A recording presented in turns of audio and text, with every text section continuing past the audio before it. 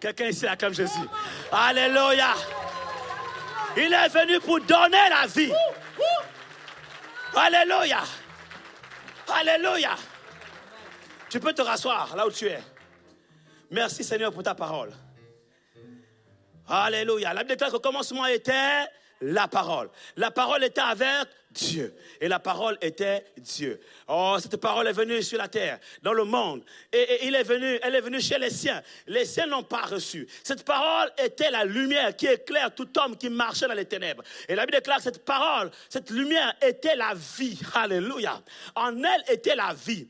Oh, alléluia. Et je prie ce soir que la parole soit vie en toi. Que pendant que je suis en train de prêcher, la vie de la parole, la vie de l'esprit, la vie de la parole, à travers l'esprit, soit véhiculée dans ta vie, soit véhiculée dans ton corps, dans ton âme, dans ton esprit, et qu'au moment où je prêche la parole, que cette parole soit esprit et vie. Qu'elle suscite en toi la foi nécessaire pour saisir ton miracle ce soir. Alléluia, dis à ton frère, on va passer 2 jours exceptionnels. 2 jours, dites 2 jours. Alléluia.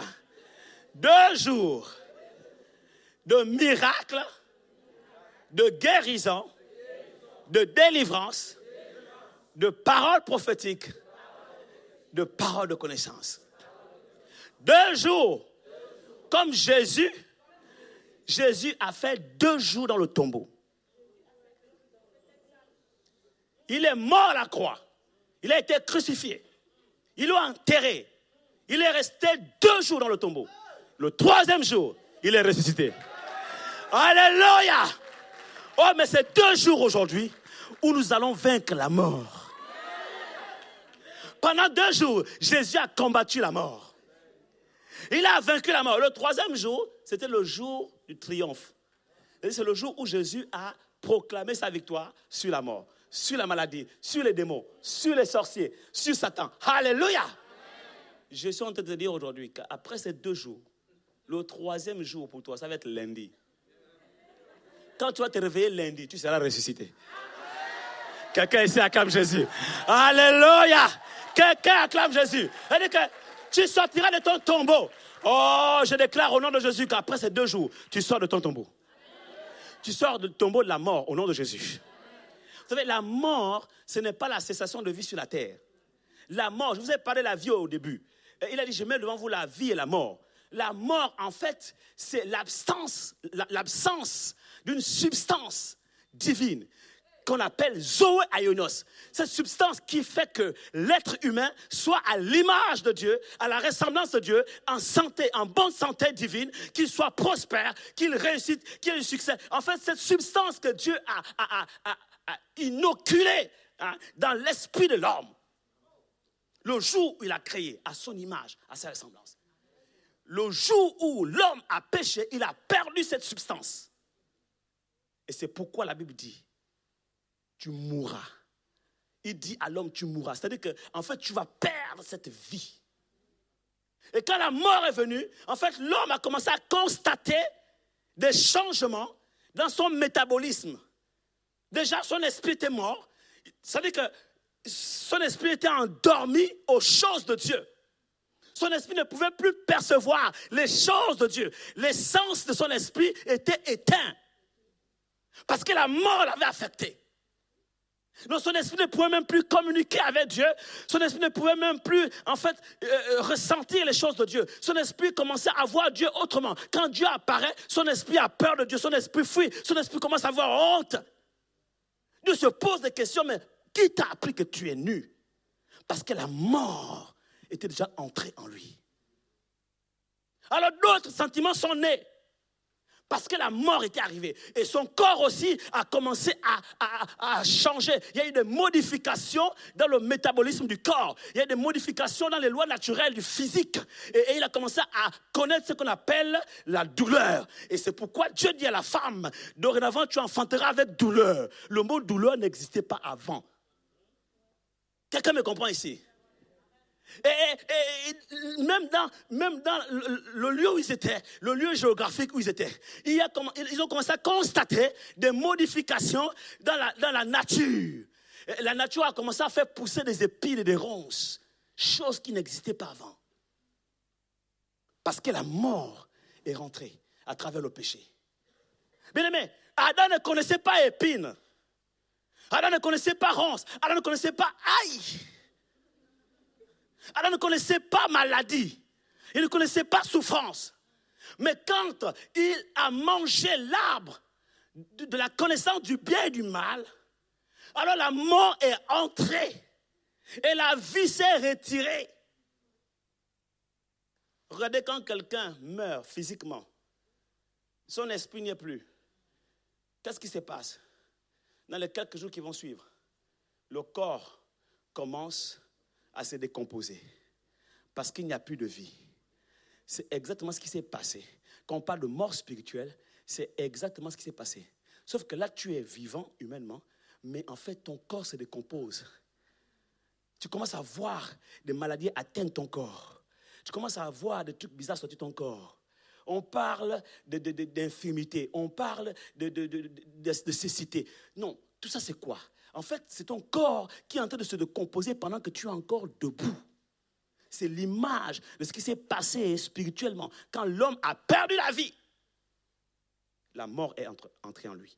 Et quand la mort est entrée en lui, il a commencé à connaître la douleur, la maladie, la souffrance. Il a commencé à connaître les épines, les ronces. Il a commencé à connaître d'autres sentiments qui n'étaient pas avant.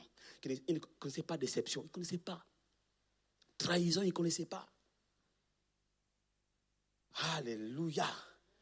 Mais j'ai une bonne nouvelle pour vous. Le premier livre de la Bible, la Genèse, débute par une phrase, au commencement. Le premier livre, alléluia. Je vais dire, le premier livre qui présente la nouvelle création. Je parle du livre de Jean, l'évangile de Jean. Le premier livre qui présente, qui introduit la nouvelle alliance avant les actes apôtres, c'est l'évangile de Jean. Le premier livre de la nouvelle alliance commence, débute avec la même phrase. Au commencement. Dis à ton frère, suivons-le. Il nous amène quelque part. Alléluia. Genèse chapitre 1, verset 1 dit, au commencement, Dieu créa les cieux et la terre. Quelqu'un est en train de dire, mais il commence à prophétiser quand? Tape sur l'épaule de quelqu'un à côté de toi. Dis, reste calme. Il a commencé à prophétiser. En fait, il parle de toi. Suis-le. Alléluia. Au commencement, Dieu créa les cieux et la terre. Mon frère, notre Dieu s'appelle le Dieu créateur.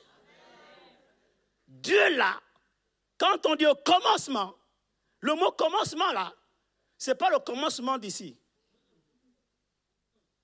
C'est-à-dire que le commencement de Dieu, ce n'est pas le commencement de l'homme. Parce que le commencement de l'homme a un début et une fin. Mais le commencement de Dieu s'inscrit dans l'éternité. Parce que Dieu est éternel. Donc le commencement de Genèse chapitre 1 ici, c'est le commencement du commencement. C'est-à-dire que c'est le commencement avant même que la matière n'existe. Et le commencement était la parole. Et le mot parole là est traduit par l'information. Le commencement était l'information. Avant que la matière n'existe, c'est l'information qui a existé. Dis à ton frère, suis-le. Il nous amène quelque part. Et la Bible déclare, au commencement, Dieu, le mot Dieu là, en hébreu, c'est Elohim.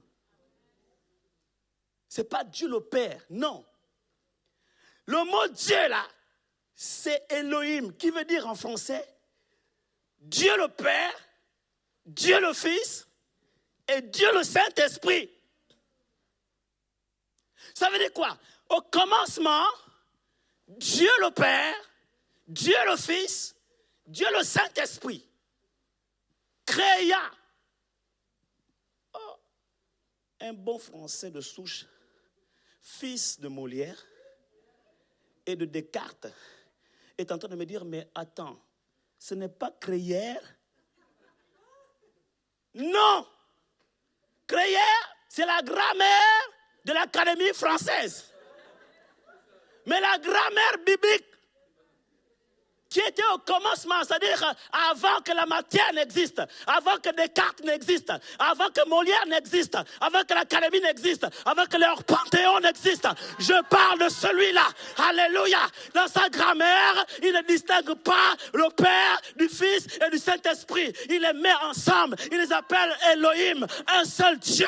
C'est pourquoi il dit créa. Alléluia. Est-ce que j'accélère? Est-ce que j'accélère?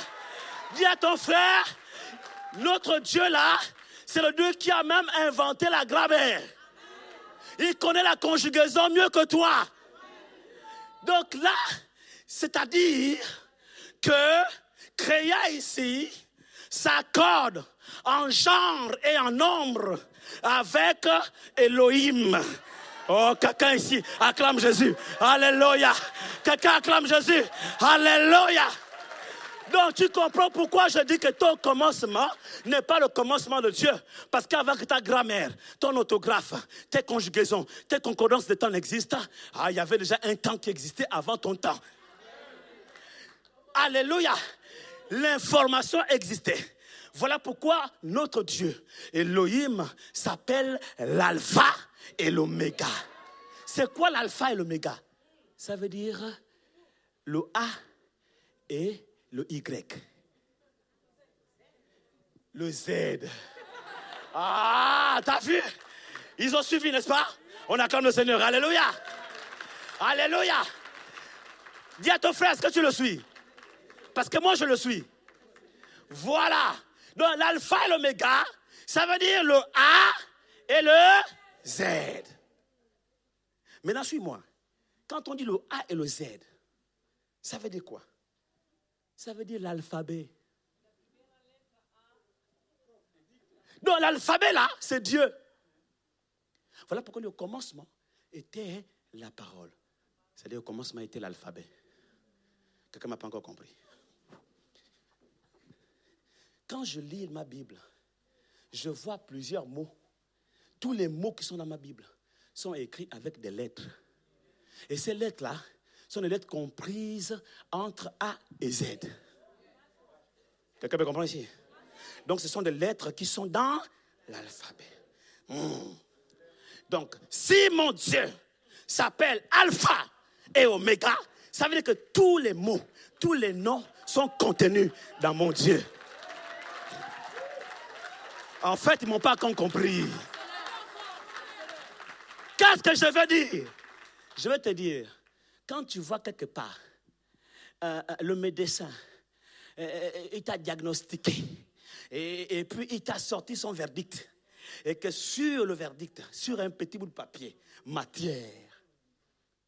sur une matière, est inscrit en grandes lettres alphabétiques, le mot cancer. Sache que cancer s'écrit avec un C, avec un A. Oh! Alléluia! Oh, ils ont compris. Oh, acclame ton Dieu, acclame ton Dieu, acclame ton Dieu, acclame ton Dieu. Ça veut dire que cancer même est maîtrisé, est phagocyté dans Jésus. Parce qu'il est la parole. On acclame Jésus, on acclame Jésus, on acclame Jésus. Alléluia. Et donc quand on dit au commencement était la parole, ça veut seulement dire qu'avant que le cancer n'existe, Jésus existait. Je n'ai pas fini. Si on t'a dit que non, ta vie là, en fait, ça ne marche pas parce que ton grand-père, ok, Nzungulugu, hein, a attaché tes pieds sur le tronc d'un arbre et a piqué au fond des racines. Donc, ça veut dire qu'il a prononcé sur ta vie des malédictions. Arrête-toi et pense-y. Grand-père s'écrit avec G-R-A-N-D. Ça veut dire, ce sont des lettres de l'alphabet. Ce sont des composantes de Jésus. Alléluia. Ça veut dire que même grand-père ne peut rien faire contre ma vie si Jésus n'intervient, ne permet. Quelqu'un me comprend ici?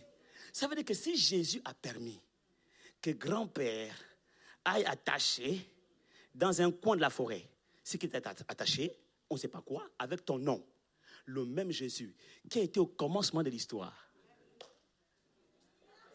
Quelqu'un me comprend? Avec le même Jésus qui a permis au commencement l'affaire, le même Jésus qui est l'alpha et qui est l'oméga. Ce même Jésus qui a laissé faire au début, c'est le même Jésus qui mettra un terme à cette histoire. Acclame ton Dieu. Acclame ton Dieu. Alléluia. Alléluia. S'il a permis que ça te touche, il permettra aussi que ça s'arrête. Il est l'alpha et le méga. On acclame Jésus. On acclame Jésus. Alléluia. Ça veut dire quoi? Ça veut dire qu'en fait, même le mot sorcier là, malédiction, est contenu dans alpha et oméga. Quelqu'un ne m'a pas encore compris. Beaucoup m'ont compris, mais quelqu'un ne m'a pas compris. Frère Dimitri, lève-toi. Je vais expliquer pour ceux qui ont besoin d'images. Parce que quand on parle à un public comme ça, il y en a qui sont mémoire visuelle, d'autres mémoire auditive, d'autres mémoire kinesthésique. Il veut toucher. Saint Thomas. Il devait être un bon kiné. Hein? Saint Thomas. Avance, mon frère. Et... Mon frère ici, viens. Oui, viens. Alléluia. Mets-toi là. Ma soeur, toi, viens. Mets-toi là. Alléluia. Avance ici, mon frère. Avance là. Très bien. Je parle du commencement était la parole. Alléluia. Et quand vous lisez la Bible, à la fin, on trouve quoi? La parole. Il dit que l'Esprit et l'Église disent, viens Seigneur. On retrouve la parole. Alléluia. La parole est au début, la parole est la fin. Maintenant, le point, c'est qu'entre les deux, il y a des composantes. Chacun utilise les lettres de l'alphabet comme il veut. Il y en a qui utilisent pour bénir, d'autres pour maudire. Il y en a qui utilisent la parole pour faire du bien, d'autres qui utilisent pour blesser. Mais dans tout ça, ils ne savent pas qu'en fait, ils sont maîtrisés par la parole elle-même. Parce qu'au commencement de toute chose, c'est la parole. Et à la fin, c'est la parole. Quelqu'un me suit ici? Voilà la parole. Elle est ici au commencement. Alpha, A. Elle est ici à la fin. Oméga, Z. Maintenant, toute notre vie sur la terre, nous la vivons entre l'alpha et l'oméga. Alléluia. Maintenant, ma soeur, tu vas jouer ce rôle pour un moment, mais tu n'es pas ça, ok? Tu vas jouer épreuve. Tu vas jouer peut-être attaque. Tu vas jouer malédiction, tout ça. Non, tu tapes de chaque côté. Tu tapes de chaque côté, ok? Allez, tape. Tape ici. Tape. Ça fait mal, n'est-ce pas? Mais est-ce qu'elle-même, elle s'en sort? On acclame Jésus. On acclame Jésus. Alléluia. Alléluia. Pourquoi elle ne s'en sort pas? Parce qu'elle est neutralisée. Elle est maîtrisée. Oh, quelqu'un ici acclame ça. Oh, alléluia. Je suis en train de te dire ce soir que ta maladie est maîtrisée entre alpha et oméga. malédiction est neutralisée entre alpha et oméga. Oh, alléluia. Sorcier même est maîtrisé entre alpha et oméga. Écoutez-moi, Satan s'écrit comment?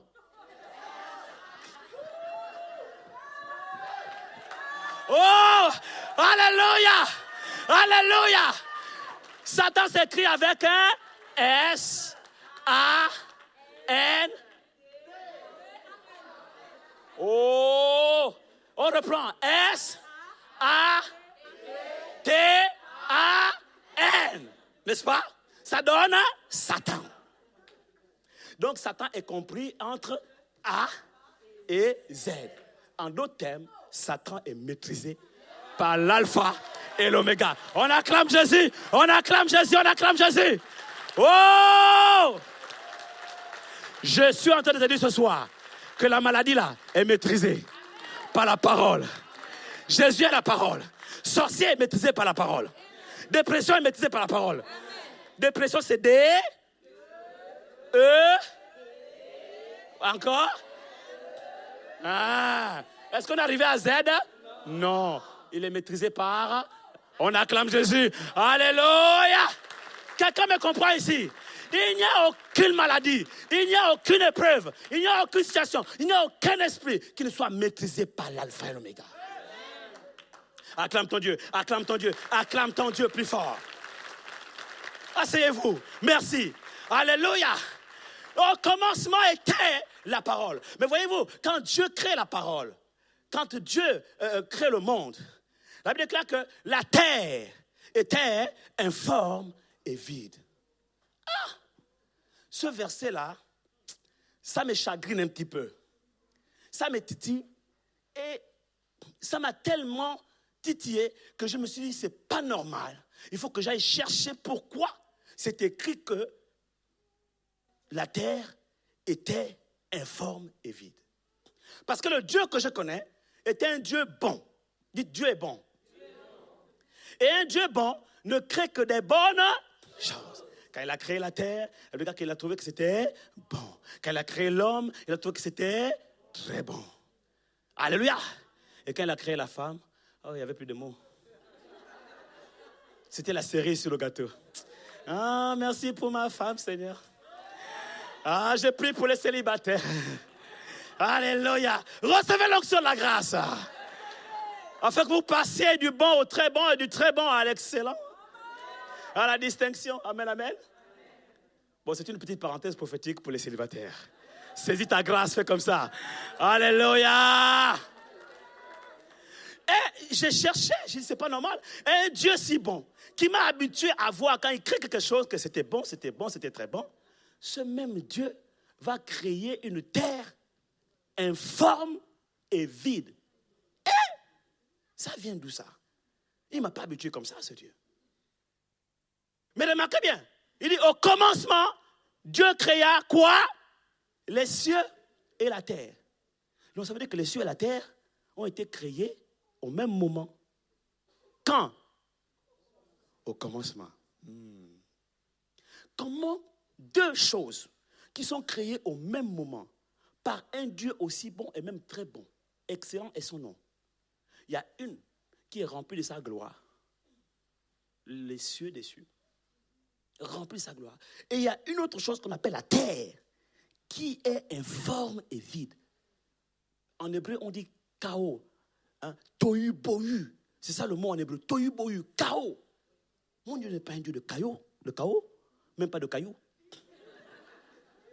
Ce n'est pas un Dieu de tohu bohu, ce n'est pas un Dieu de désordre, ce n'est pas un Dieu d'incohérence. Ce n'est pas non, je ne connais pas ce Dieu, il ne m'a pas habitué à cette caractéristique. Je ne connais pas un tel Dieu. Alors ça m'a poussé à aller chercher. Et en cherchant, quand vous voyez les choses de Dieu qui sont écrites dans notre français de Molière, ne vous arrêtez pas à ça, allez chercher.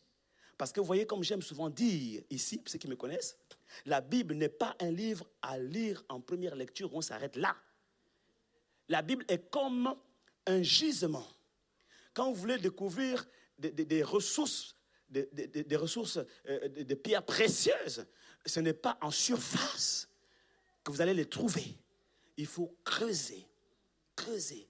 Vous allez remarquer que toutes les richesses qui contribuent au développement des nations, des pays, pour les trouver, il faut aller dans le sous-sol.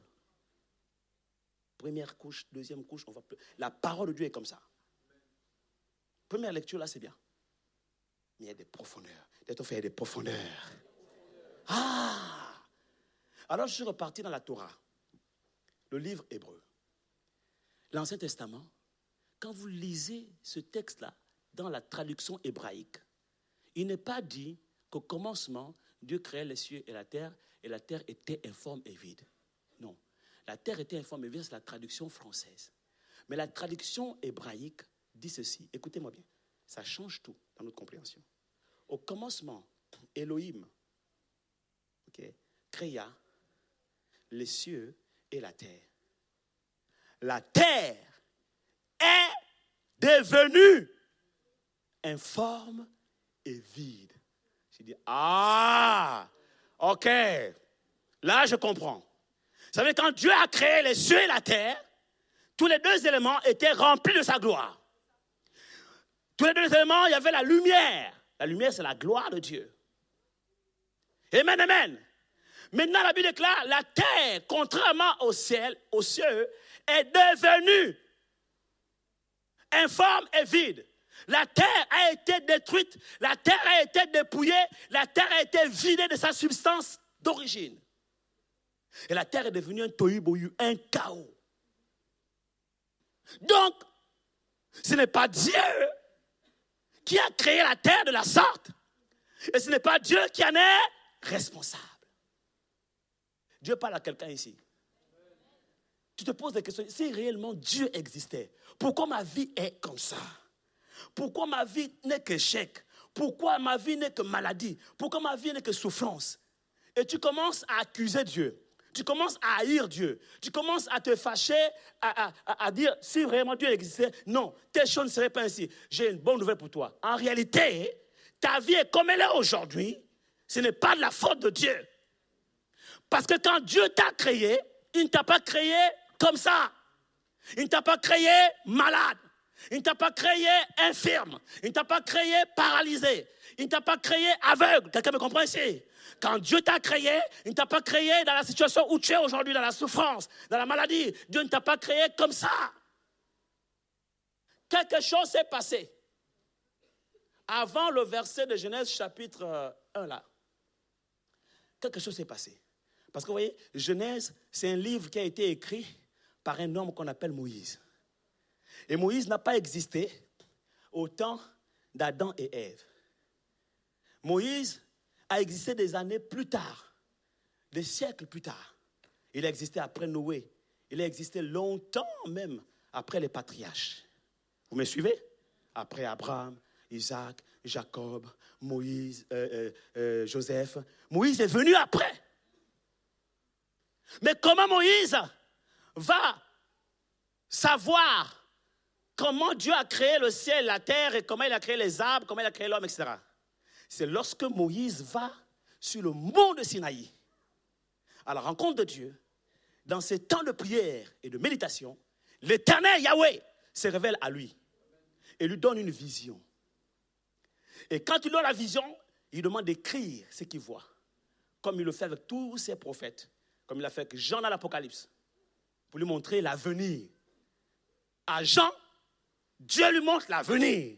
Mais à Moïse, Dieu lui a montré le passé. Vous me suivez? Mais comme vous le savez, la vision que Dieu peut nous donner est forcément limitée par notre perception humaine.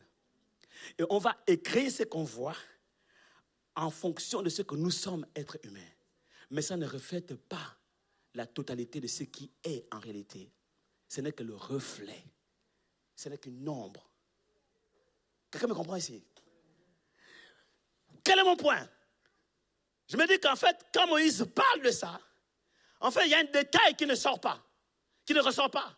C'est que ce détail-là, pour le trouver, il faut lire Job. Il faut lire l'histoire d'un être qui était dans le ciel à l'époque, avant même que la terre n'existe. Cet être-là, la Bible l'appelle un astre brillant, qui était à côté de Dieu et qui avait reçu de Dieu le pouvoir, au point qu'il était comme Dieu, mais il n'était pas Dieu. Et ayant conscience des pouvoirs qu'il avait, il s'est dit, mais donc moi aussi, je peux être Dieu. Je peux monter sur le trône de Dieu, m'asseoir et être là comme lui. Cet être s'appelle Lucifer. Et quand il a eu cette intention, la Bible dit que lorsque l'iniquité se fut trouvée dans son cœur, Dieu lui a dit, il n'y a pas de place pour l'iniquité dans ma présence, dans mon ciel. Alors la Bible nous dit que Dieu l'a précipité où? Plus fort? Et qu'est-ce que Jésus nous dit à son sujet? Il dit que quand le diable vient, il ne vient que pour dérober, égorger et détruire. Et l'Apocalypse nous dit, malheur à vous la terre et la mer, car le diable est descendu vers vous, animé d'une grande colère, sachant qu'il n'a que peu de temps à vivre. Ça nous révèle quoi? Ça nous révèle en fait l'acharnement que le diable a contre la terre. Ça ne date pas d'aujourd'hui. Ça ne va pas se faire qu'en Apocalypse. Ça s'est fait déjà depuis. Et il continue de le faire. Dérober, égorger et détruire. J'ai une révélation à vous faire. Quand la Bible nous dit que Dieu a interdit à l'homme de manger l'arbre de la connaissance du bien et du mal, parce qu'il n'y a que Dieu qui pouvait avoir la connaissance du bien et du mal. Et oui, le péché que Lucifer a commis dans le ciel, c'est justement de manger l'arbre de la connaissance du bien et du mal, pour avoir la connaissance de certaines choses que seul Dieu détenait. Alors il a eu la connaissance qu'un jour Dieu créera la terre. Et la terre qu'il a créée là, il va créer l'homme et il va le placer là-bas. Il dit, bon, et moi qui veux régner. Alors le mal l'a inspiré une stratégie machiavélique pour détruire le royaume que Dieu voulait donner à l'homme. C'est pourquoi quand on envoie le diable sur la terre, il dit, moi, je ne veux pas descendre tout seul avec mes anges. Le tiers des anges a suivi Lucifer dans le mal. Quand il est descendu en fracas. Il s'est acharné sur la terre. Il est venu, il a détruit la terre. Vous me suivez? Et quand il a détruit la terre est devenue informe et vide. Voici l'origine. Oui, mon frère, c'est ça la vérité. Fais encore. Ouais, c'est ça la vérité. Quand on lit la Bible, en fait, il y a des versets qu'il faut rassembler pour faire des liens de connexion, pour comprendre le sens d'une histoire qui existe quelque part, qui ne peut avoir sa signification qu'ailleurs. Quelqu'un me comprend ici? Dis à ton frère, ça c'est l'évangile. Ma soeur, tu as compris? Voilà. Ça c'est mon souci, que même le plus simple comprenne. Quand tu as compris ça, maintenant tu vas comprendre ce que je t'ai dit aujourd'hui. Ça c'était, je posais les fondations. Ça veut dire quoi? Ça veut dire que lorsque Dieu t'a créé, il t'a créé terre. Tu es une terre. Ma soeur, tu es une terre. Mon frère, tu es une terre. La Bible déclare que Dieu prit la poussière de la terre. Il forma l'homme. Quelqu'un me comprend ici? Tu es fait de terre, tu es fait de poussière. Et il a injecté dans cette terre son souffle de vie. Quand le diable a vu ça, il dit, quoi? Non, ce n'est pas possible. Et quand le diable a vu que Dieu t'a créé à son image, à sa ressemblance, il s'est dit, je sais comment détruire la terre. C'est pourquoi aujourd'hui, tu deviens l'ennemi numéro 1 du diable. Parce qu'il sait que Dieu, dans son plan divin, a prévu depuis longtemps de te donner la terre.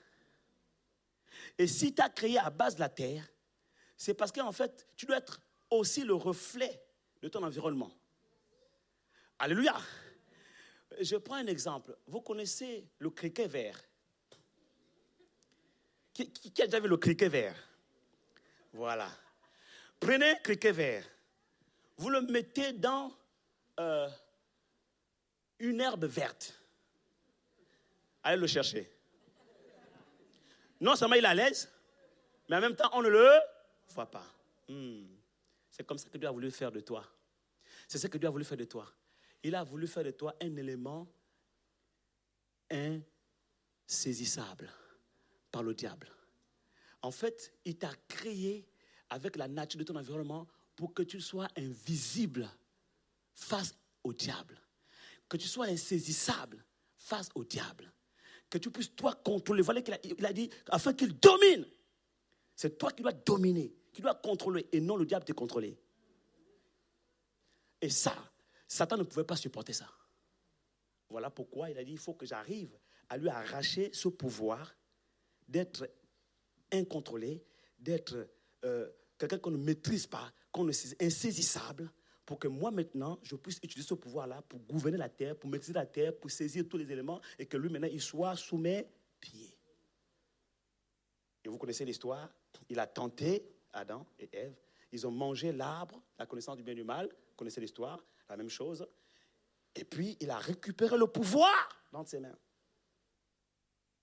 Et la preuve que c'est l'homme qui a donné son pouvoir à Satan, c'est Satan lui-même qui le dit. Vous lirez dans Luc chapitre 4, dans les évangiles, la tentation de Jésus. Il dit à Jésus, si tu te prosternes et m'adores, je te donnerai les royaumes de la terre et leur pouvoir, de leur puissance, car ils m'ont été donnés. Par qui? Certainement pas par Dieu, par l'homme. C'est là que l'homme a perdu le pouvoir. On acclame Jésus, on acclame Jésus. Alléluia. L'homme a perdu le pouvoir, il a perdu le contrôle. Au lieu qu'il soit insaisissable, au lieu qu'il soit incontrôlable, au lieu qu'il domine, c'est maintenant lui qui est dominé. C'est-à-dire que Satan même, c'est comme s'il y avait un criquet vert, camouflé dans une verdure bien verte. Satan arrive à te voir. Chi! Comme dit le prophète au combat, il y a un problème. Toi qui devais être invisible, tu deviens visible. Il y a un problème. C'est-à-dire que si tu avais gardé ta nature initiale, tu serais invisible. Moi, je n'ai pas peur aujourd'hui. En tant que chrétien, né de nouveau, j'ai retrouvé la nature qu'Adam avait, qu'il avait perdue. Je peux arriver dans un endroit où il y a les sorciers. Je suis invisible. J'ai dit quoi? Le premier homme a été créé de la poussière de la terre. Je sens qu'on va se régaler ce soir. Et cet homme a été dompté par le diable. Le diable, son but, c'est de détruire la terre. Il a fait au commencement, il le fait avec Adam et Ève, fait de terre et de poussière, et il est à la recherche de la terre. Parce que lui, il a un problème avec la terre, et il court après la terre, et il veut en finir avec la terre, et en même temps, il veut récupérer la terre pour la gérer, la dominer. Quelqu'un me comprend ici?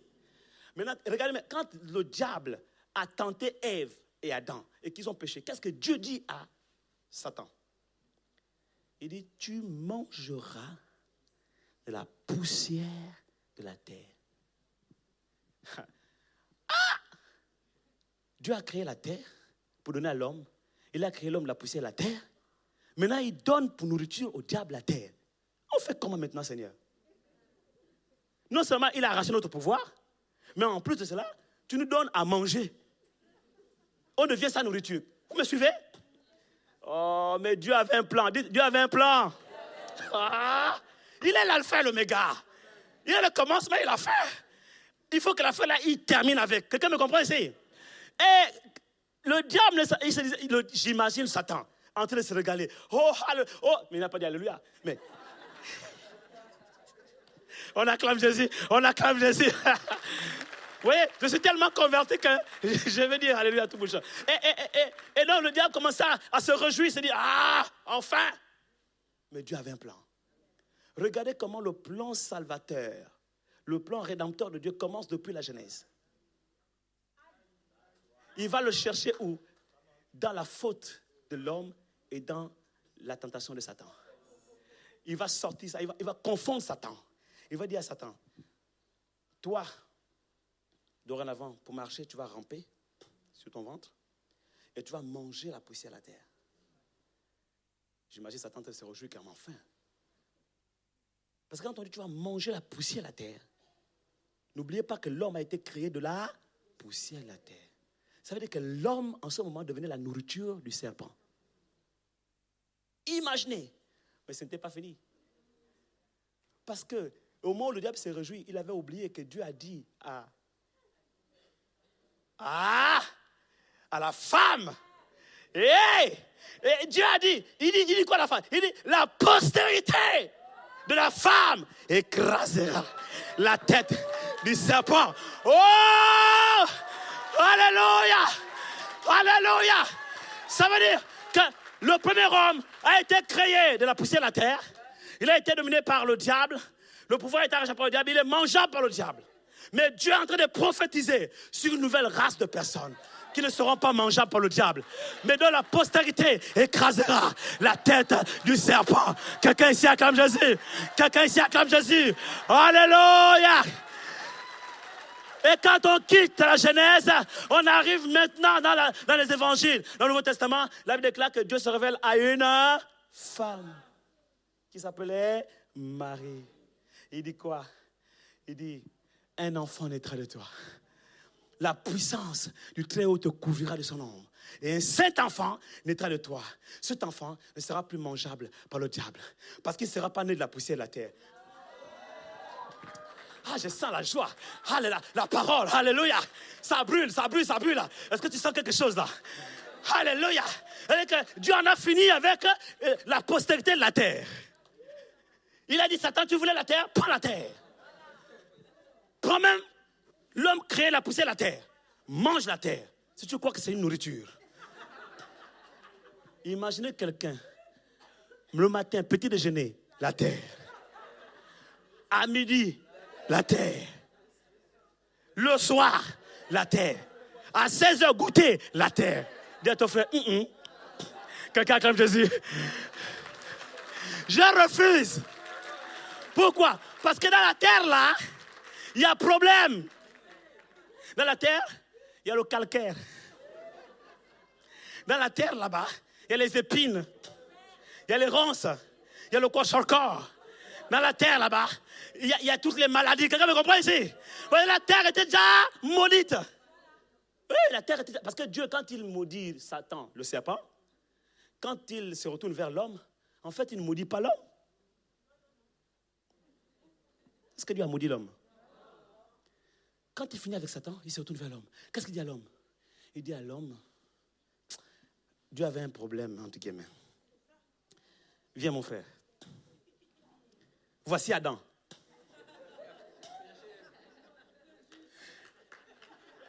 On acclame Jésus. Voici Adam. J'ai envie de prendre Ève, mais j'hésite. J'ai pas envie qu'on croie que c'est une prophétie. Acclamons Jésus, acclamons Jésus. Bon, on va se limiter à Adam. On va se limiter à là, ok? Voilà. Donc, voyez-vous, voici Adam, ok? Donc, maintenant, Adam a péché avec Ève.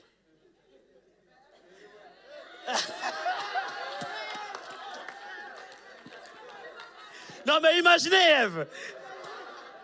Donc, Adam s'est justifié que non, voilà, la femme que j'ai mise à mes côtés, et puis il est déjà fâché. Dieu arrive, il règle les comptes de Satan. Et quand il se retourne vers l'homme, il regarde l'homme. Il dit, Adam, vraiment, c'est compliqué. Parce que n'oubliez pas que Dieu avait déjà béni Adam. Sois fécond, multiplie, remplis la terre, etc. Donc Adam était béni. Or, la Bible dit que lorsque Dieu bénit, il bénit éternellement. Dans notre version, on dit pour l'éternité. Pour l'éternité, c'est pour l'éternité. Donc Dieu a un problème. Dieu a un problème là. Une équation à résoudre là. Donc il a déjà béni Adam pour l'éternité. Mais Adam a péché. Et il mérite la malédiction. Le problème, c'est que Dieu ne sait pas comment on superpose la malédiction sur la bénédiction. Voici son problème. Parce qu'il lui bénit seulement. Maudire là, c'est pas... Non, il ne sait pas comment le faire. Maintenant, qu'est-ce qui se passe? Il dit, bon, je ne peux pas maudire l'homme que j'ai déjà béni, sinon je me contredis moi-même. Donc il se retourne à gauche, à droite. Il regarde Satan, il a déjà maudit Satan. Il dit, bon, ce que je lui ai donné là, c'est déjà suffisant. Mais je fais quoi avec la malédiction d'Adam? Je fais quoi avec? Et la Bible déclare, et Dieu maudit la terre. Donc la malédiction qui était pour Adam est partie où? La terre. Dieu a piégé Satan.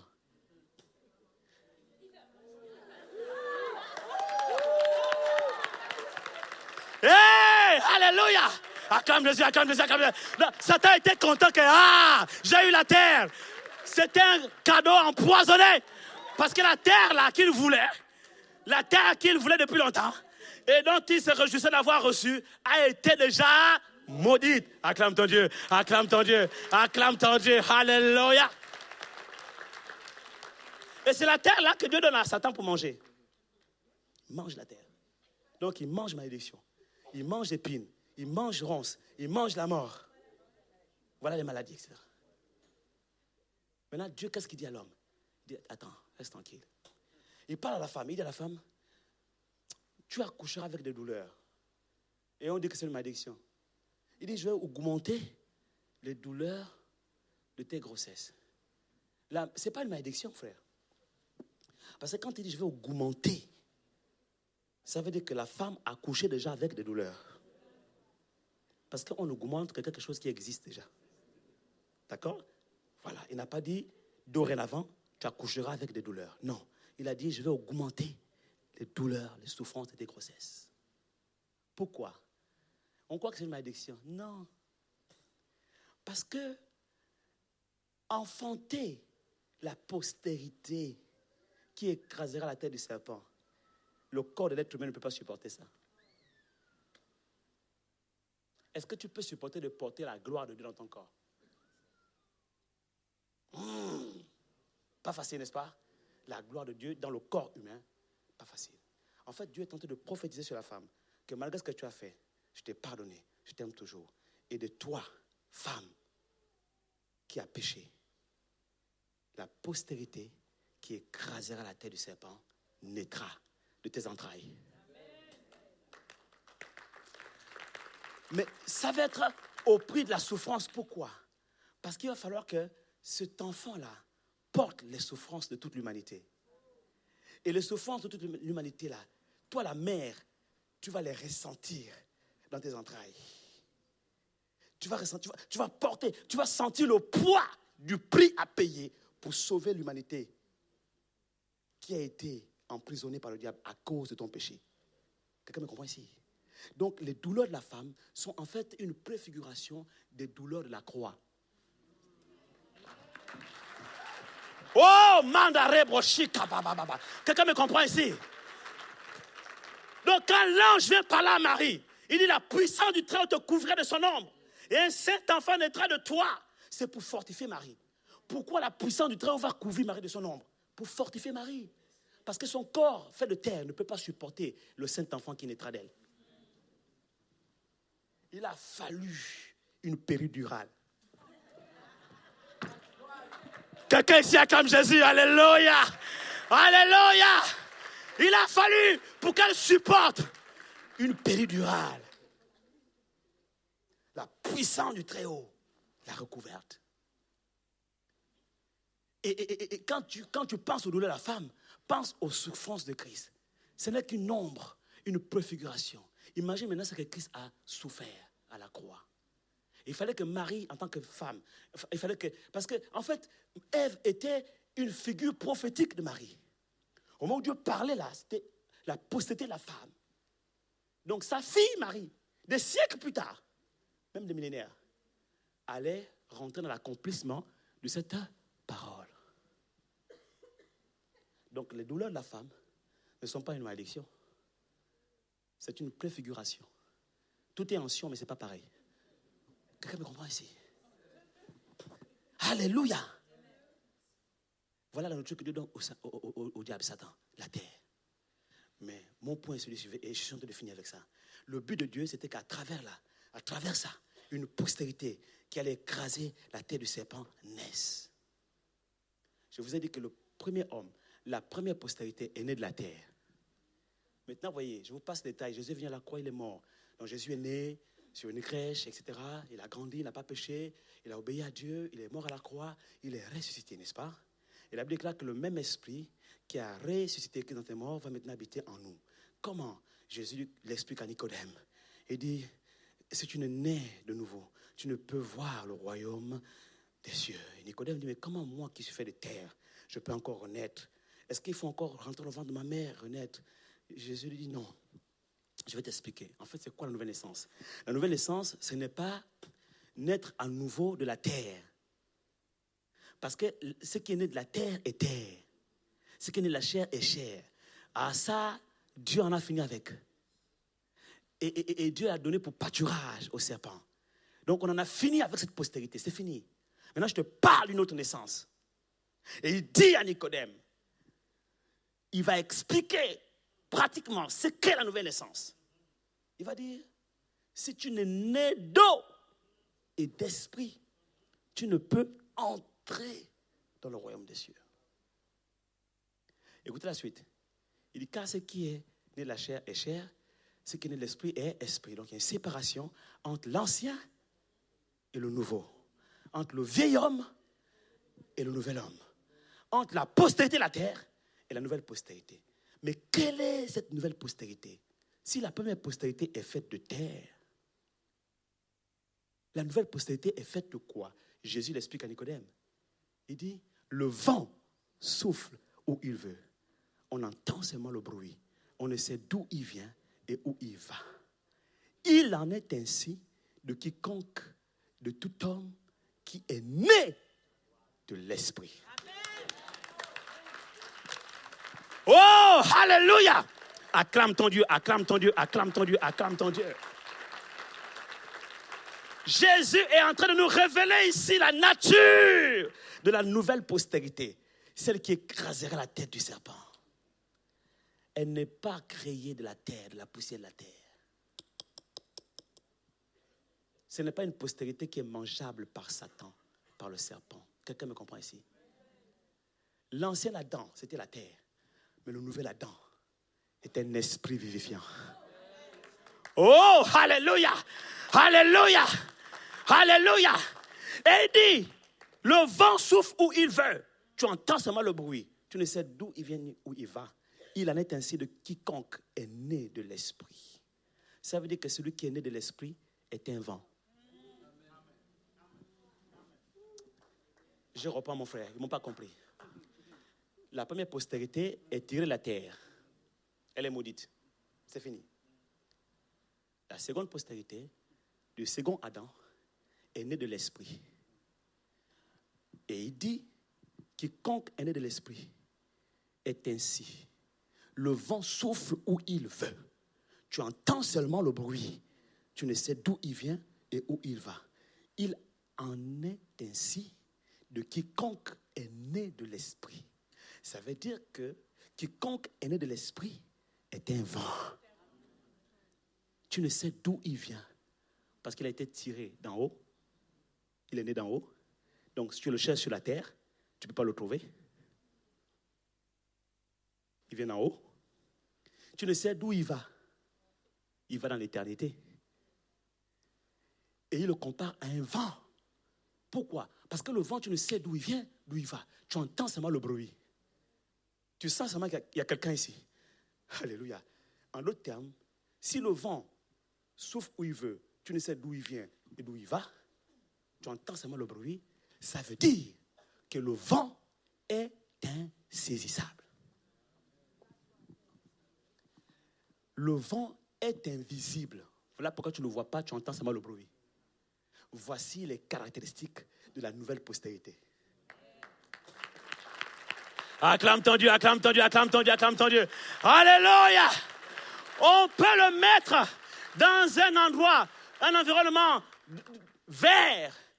Il devient comme un criquet vert, camouflé dans un environnement vert. Le diable ne peut pas le voir, il ne peut pas le saisir exactement comme cela a été depuis le commencement et comme Dieu l'a toujours voulu depuis le commencement. Un être insaisissable, un être immaîtrisable, un être indétectable, un être invisible, un être indominable, un être intuable. Alléluia! Un être immaladinable. On acclame Jésus, alléluia! Alléluia! Un être incancérable. Alléluia. Un être instérilable. Stérilité. Alléluia. Acclame Jésus, acclame Jésus, acclame Jésus, acclame Jésus. Plus fort, plus fort. Il en est ainsi de quiconque est né de L'esprit. Acclame ton Dieu, acclame ton Dieu, acclame ton Dieu. Alléluia. Oh, je suis venu te dire ce soir, au commencement, Dieu t'a créé. Mais tu es devenu informe et vide. Parce que le voleur est venu pour dérober la gloire que Dieu avait mise en toi. Et il a détruit ce qui avait été déposé en toi. Mais j'ai une bonne nouvelle pour toi. Alléluia. Oh, maintenant Dieu recrée la terre. Il veut faire une nouvelle terre et de nouveaux cieux. Alléluia. Il recrée un nouvel homme. Alléluia. Afin que cet homme règne avec lui sur la terre. Sur une nouvelle terre et avec de nouveaux cieux. Et cet homme-là n'est plus tiré de la terre, mais il est créé par l'esprit. Cet homme n'est plus poussière, mais il devient un vent. Si le serpent peut manger la terre, il ne peut pas manger le vent. Quelqu'un me comprend ici? C'est pour cela que Jésus dit qu'en fait, je voyais Satan tomber du ciel comme un éclair. Parce qu'il ne peut pas supporter l'air. Parce que, attendez, je ne vous le souhaite pas, mais si on vous laisse comme ça, d'un avion, vous ne pouvez pas tenir dans l'air. Vous êtes précipité, vous absorbé. C'est la loi de l'attraction. En fait, c'est la loi de la pesanteur. OK? Newton. C'est ça, non? Voilà. Donc, pour que tu sois suspendu en haut, il faut une deuxième loi. La loi de l'aérodynamique. Qui fait que, finalement, la puissance de la loi de l'attraction n'agisse plus sur toi. Mais s'il n'y a pas la loi de l'aérodynamique, tu ne peux pas résister à la puissance de la loi de l'attraction. Newton marchait comme ça, dans un jardin. Et paf, une pomme tombe sur sa tête. C'est quoi l'histoire? Mais pourquoi ça ne s'est pas arrêté là-bas? Pour que ma tête n'ait pas à subir cette douleur. C'est là qu'il se rend compte que non, tout objet qui est lâché en l'air, qui tombe, ne peut résister à la loi de l'attraction. C'est là qu'il a eu la révélation de la loi de l'attraction. Et on enseigne ça à nos enfants à l'école.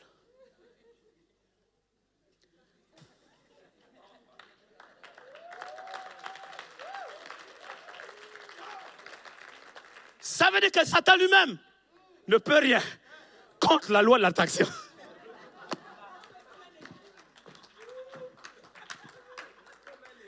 Mais normal, si on le lâche, il tombe comme un éclair.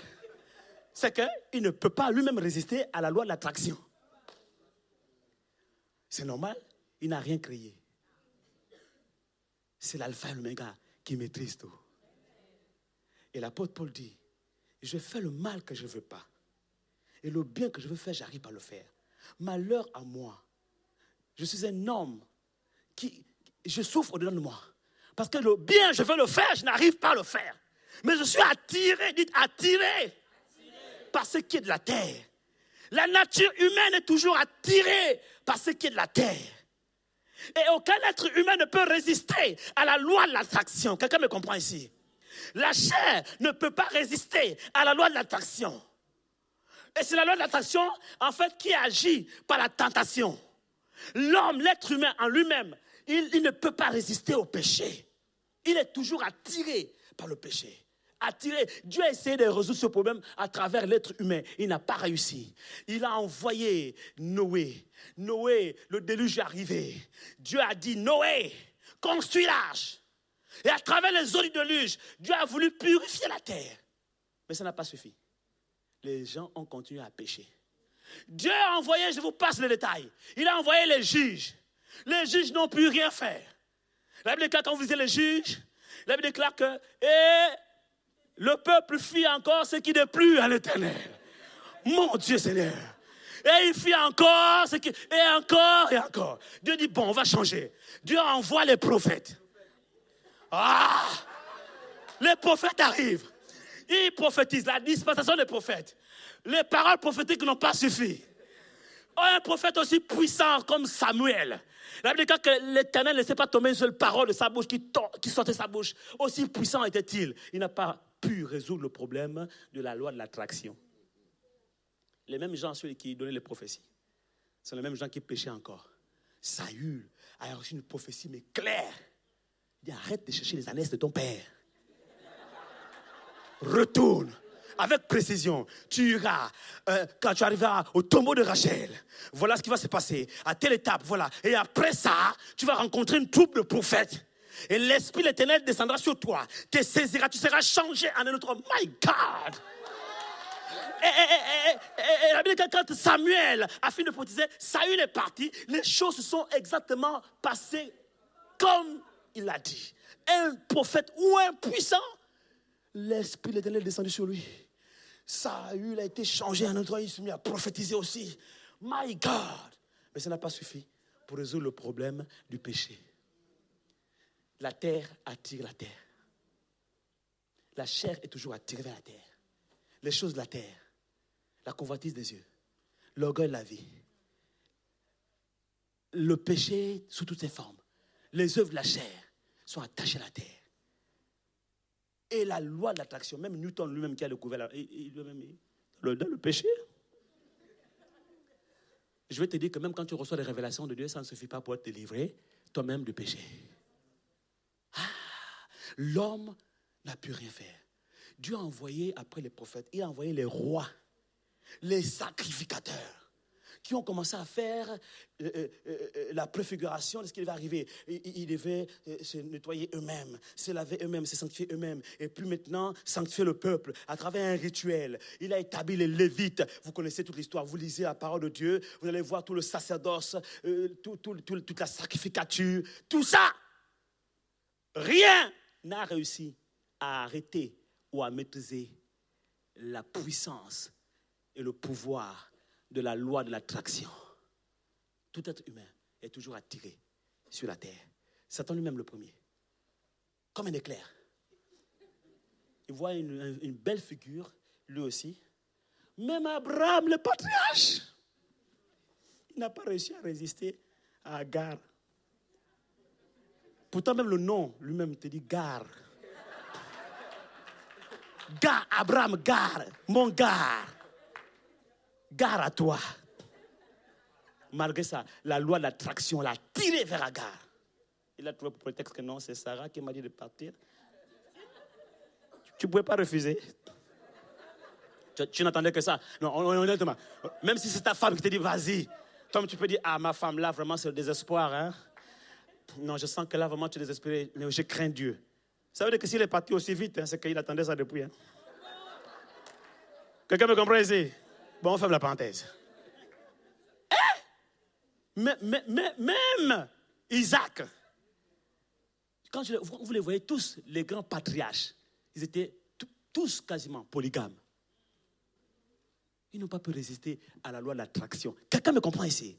C'est quoi la solution? La solution, c'est la postérité de la femme. Alléluia! Maintenant, écoutez ce que Dieu dit. Quand l'apôtre Paul dit, je fais toujours le mal que je ne veux pas faire. Je suis toujours attiré vers la terre, les choses de la terre. Qui me délivrera de ce corps de mort, de ce corps de terre? Écoutez la suite. Il dit, gloire soit rendue à Dieu par Jésus-Christ. Alléluia. Car la loi de l'esprit de vie dans le Christ Jésus m'a affranchi de la loi du péché et de la mort. Oh! L'apôtre Paul a vu la loi de l'apesanteur avant Newton. Il l'a lui-même expérimenté dans sa chair.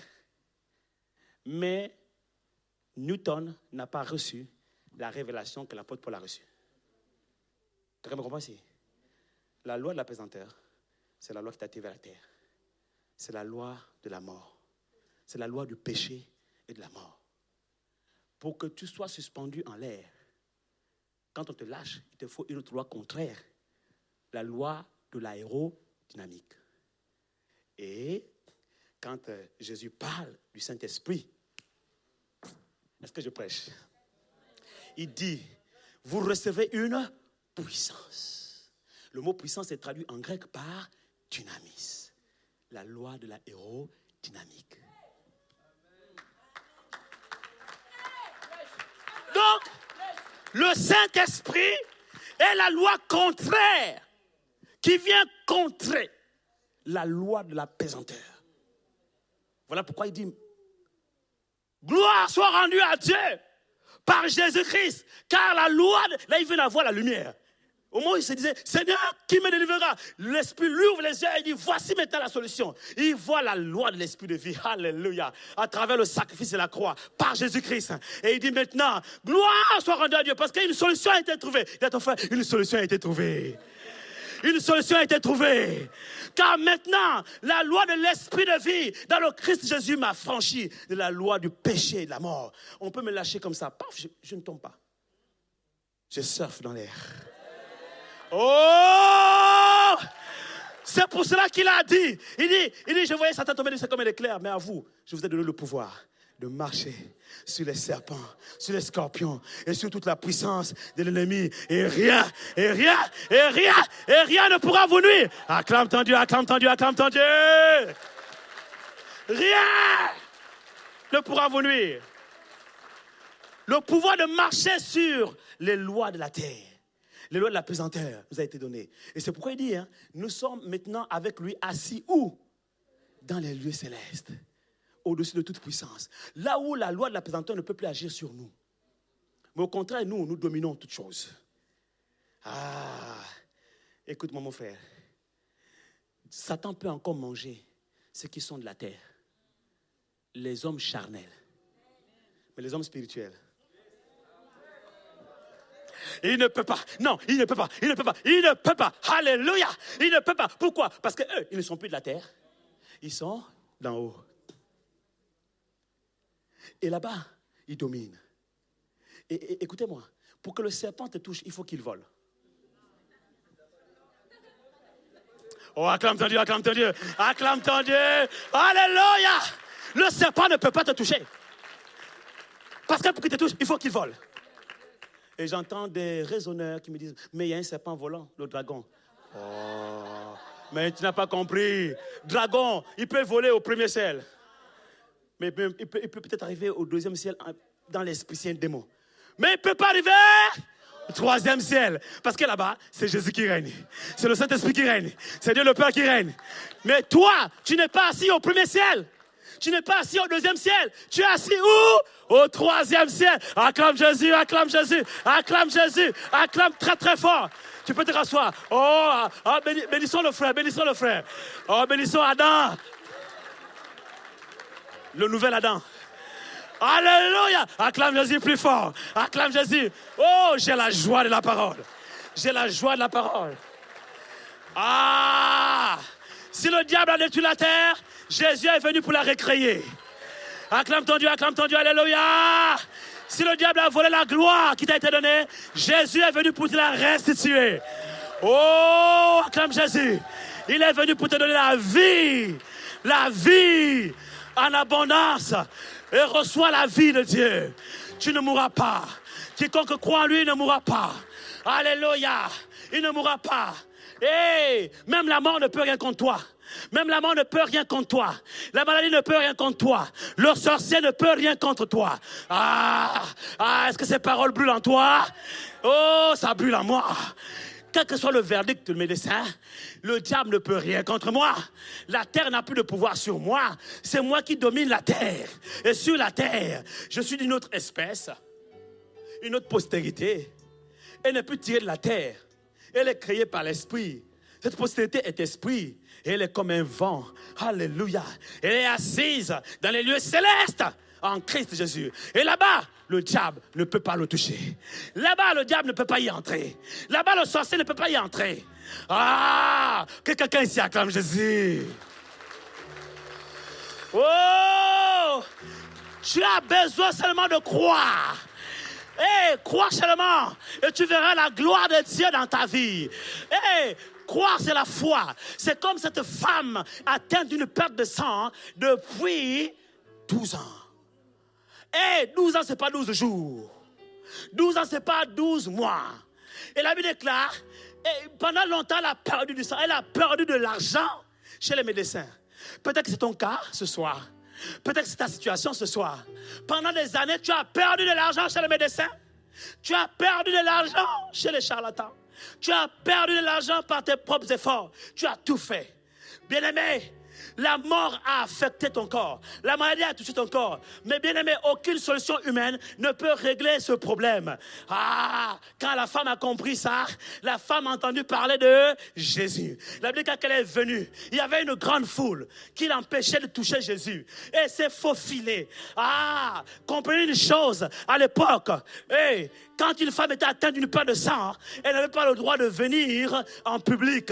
Elle était marginalisée. Elle était mise à l'écart. Mais elle a bravé les interdits.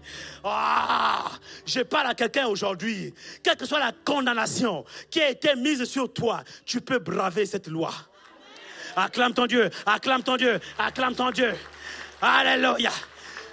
Tu peux franchir les lois que les hommes ont établies pour vouloir te bloquer. Tu peux traverser la loi de la malédiction. Tu peux traverser la loi de la foule. La foule, c'est peut-être une malédiction. La foule, c'est peut-être la honte de dire que je suis sale, je suis impur. Comment je peux entrer dans une foule? Mais elle n'a plus regardé ça. Et ce soir, je te dis, ne regarde plus à ton état.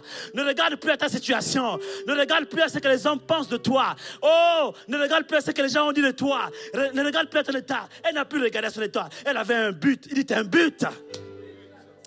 Elle voulait toucher le pan de sa robe. Elle a franchi la foule. Franchi la foule. Traverse la foule. Traverse la foule de la honte. Traverse la foule du jugement des hommes. Traverse la foule du regard des hommes sur ta vie. Traverse la foule de la culpabilité. Traverse la foule de la condamnation ce soir.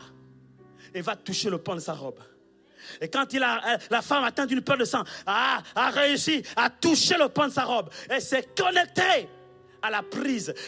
C'est comme, voyez-vous, un appareil qui a une rallonge. Elle cherche juste un endroit où se connecter. Alléluia. Alléluia. Bien-aimé, lorsqu'elle a réussi à se connecter à la prise électrique, le courant est passé et la lumière a jailli dans sa vie. Et Jésus a senti qu'une force est sortie de lui parce que quelqu'un avait pris une part de son énergie. Oh, c'est ça la main de la foi.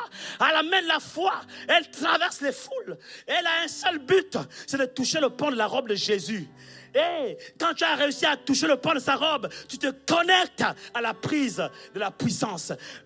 L'électricité, la puissance du Saint-Esprit est transférée, est téléchargée, est déchargée sur ton corps. Et à l'instant, la Bible déclare, la perte de sang s'arrêta. Aujourd'hui, si tu touches le pan de sa robe, tu saisis la main de Jésus, tu touches le pan de sa robe, aujourd'hui, ta maladie va s'arrêter. Ton hémorragie va s'arrêter. Je ne sais pas quel genre d'hémorragie c'est. Est-ce que c'est une hémorragie financière? Ça va s'arrêter. Oh, est-ce que c'est une hémorragie au niveau professionnel? Ça va s'arrêter. Est-ce que c'est une hémorragie au niveau de la santé? Ça va s'arrêter. Touche le pan de sa robe. Touche le pan de sa robe. C'est la foi. Si tu crois, tu verras la gloire de Dieu. Il dit, ne t'ai-je pas dit que si tu crois, tu verras la gloire de Dieu? Et ce soir, cette parole qui est adressée, si tu crois, tu verras la gloire de Dieu. Sors de là où les gens t'ont mis. Traverse la foule. Viens toucher le pan de la robe de Jésus. Et là où tu es, tu peux lever ta main sans regarder celui qui est à côté de toi, sans regarder celui qui est à gauche ni à droite. Tu traverses la foule et tu viens toucher le pan de la robe de Jésus. Tu poses un acte de foi, un engagement personnel à accepter Jésus-Christ dans ton cœur comme Sauveur et Seigneur.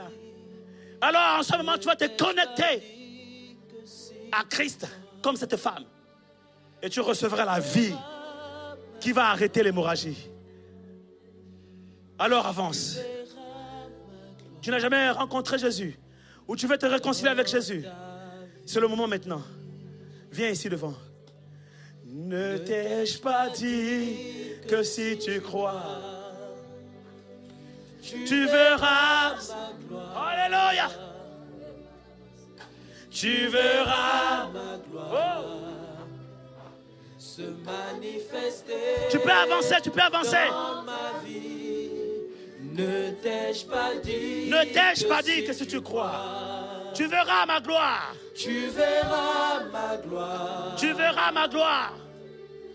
Tu verras ma gloire. Dans ta vie, ne t'ai-je pas dit, ne t'ai-je pas dit que si tu crois, tu verras ma gloire. Tu verras ma gloire se manifester dans ta vie. Ne t'ai-je pas dit que si tu crois, tu verras ma gloire.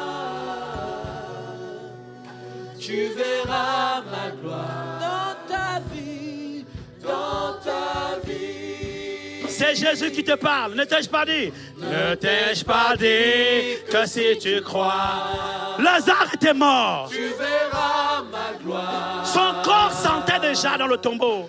Tu verras ma gloire. Ses sœurs pleuraient de chagrin. C'est peut-être ta situation aujourd'hui. C'est peut-être la situation de ta famille aujourd'hui. Mais Jésus dit, si tu crois, tu verras ma gloire se manifester. Et il te dit encore ce soir, ne t'ai-je pas dit que si tu crois, oh, tu verras ma gloire, tu verras ma gloire, tu verras ma gloire se manifester dans ta vie. Ne t'ai-je pas dit que si tu crois, oh, tu verras ma gloire, oui, tu verras.